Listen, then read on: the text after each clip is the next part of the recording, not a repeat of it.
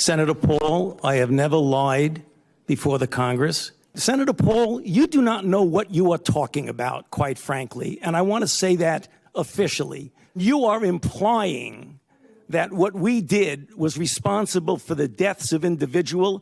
I totally resent that. And if anybody is lying here, Senator, it is you. For those of us who've covered you and listened to you, a major contrast to most of your public speaking. What was so important or concerning to you about that? And do you think if people listen to what Dr. Rand Paul, Senator Paul is saying, or what Tucker Carlson is saying, and act on it, they may be increasing their risk of getting COVID or getting hurt? Yeah, I mean, my response, I don't take any great pleasure, Ari, in clashing with the senator. I have a great deal of respect for the institution of the Senate of the United States. But he was completely out of line. He totally distorted reality. And he made some inflammatory and I believe slanderous remarks about lying under oath, which is completely nonsense. I mean, and some of the things that he says is so distorted and out of tune with reality, I had to call him on that. I didn't enjoy it, but I had to do that because he was completely out of line, totally inappropriate. Slanderous. Interesting. Yeah, and I can understand it. I mean, these are very serious issues that people are working on. I want to get through a bunch of things with you, so I'm going to jump right to some of what we're learning about different vaccines. You had said historically the best vaccine you can get is any vaccine you can get. There is a study here out about J&J. It is not technically peer-reviewed. I want to flag that, but it is information we're getting. And it says the J&J vaccine, I'm reading here, may be less effective against Delta. 13 million people who've gotten it may need a booster. J&J says the vaccine does offer strong protection. Is your answer the same, or would you update it and steer away from J&J if possible for people, given that you just educated us about how bad Delta is? Yeah. Well, Ari, these things get complicated. Let me try to unpack it just very briefly for you.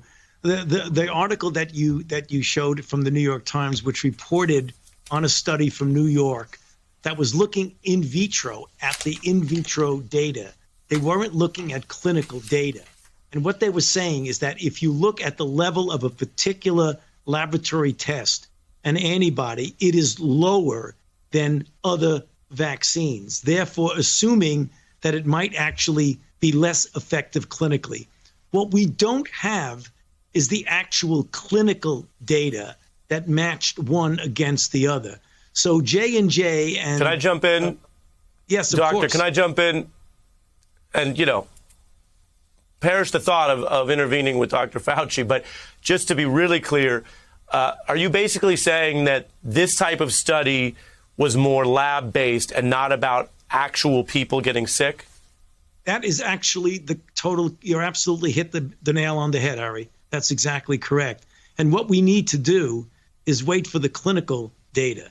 And the clinical data are going to be important. If the clinical data reflect the laboratory data, then you have to reevaluate that.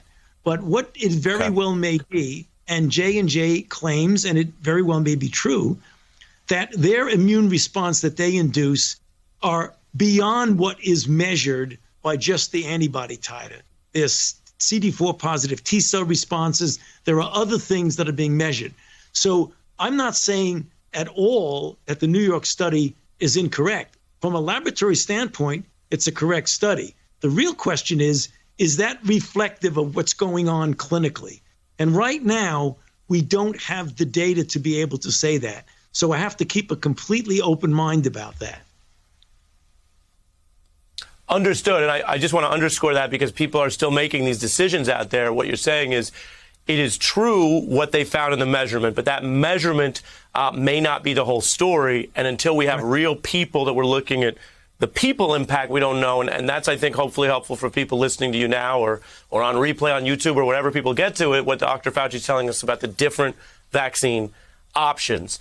I did want to ask you about vaccine mandates. We've seen some universities and some companies start to go towards saying they are requiring people to be vaccinated to get education or to have a job, notwithstanding how vital it is to be vaccinated for all the reasons we've discussed. Do you have any liberty concerns about that? From a scientific perspective, isn't it possible that we could get much higher vaccine rates that would keep everyone safe and still provide for the liberty for people for personal or religious reasons to not have this in their body? Or where do you come down on that? Because we've got Indiana University and other places starting to say, no, you've got to be vaccinated.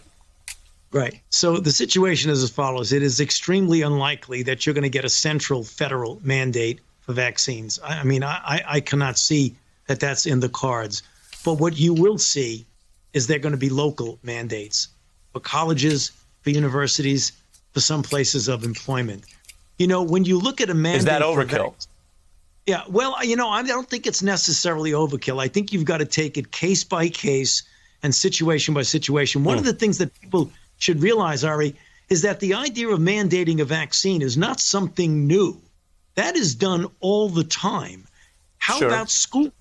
I mean, we've been doing this for decades and decades and decades. If you want to go to certain schools... May I press you, Doctor?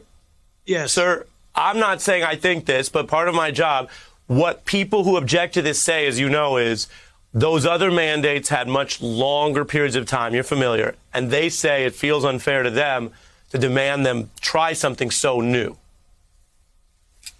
Well, you know, I'm not so sure. Again, you know, you could have arguments all the time. I'm not so sure that that argument holds water. We have a virus, Ari, that has killed 600,000 Americans since the beginning of this outbreak. This is the most devastating disease, an infectious disease from a respiratory virus that we've had in 102 years. You know, times change. Sometimes you got to say, liberties aside, and I'm not an anti-libertarian person where you say you want to just take away everyone's liberties, but sometimes you got to face the reality of what you're looking at. We have an outbreak that is ongoing now for a year and a half, and it's killed more Americans than any other infectious disease in such a very long period of time. Sometimes you got to do unusual... Well, Doctor, when you put it like that, the answer sounds a lot better than the question. Before I let you go, the last thing is the easiest thing on this one. The Biden administration and you have worked with a lot of different folks to try to get the word out to anyone who has a following or an audience. People get information and learn things in all sorts of new ways digitally.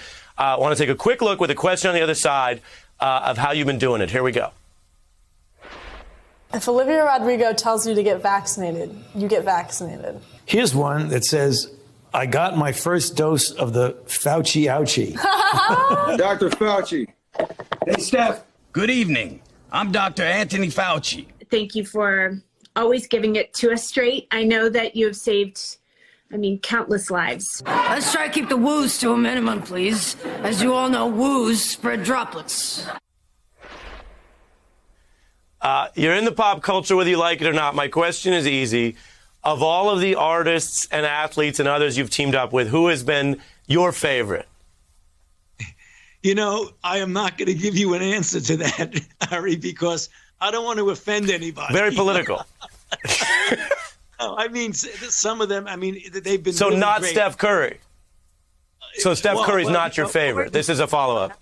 I have a special thing with Steph Curry because anybody who's ever played basketball in their life, and I played high school basketball, wished that they were 1,000th as good as Steph Curry. So there's a certain special something with Steph Curry. Dr. Anthony Fauci, thanks for coming back on The Beat. We know how busy you are. I hope you'll return. I appreciate your time tonight, sir.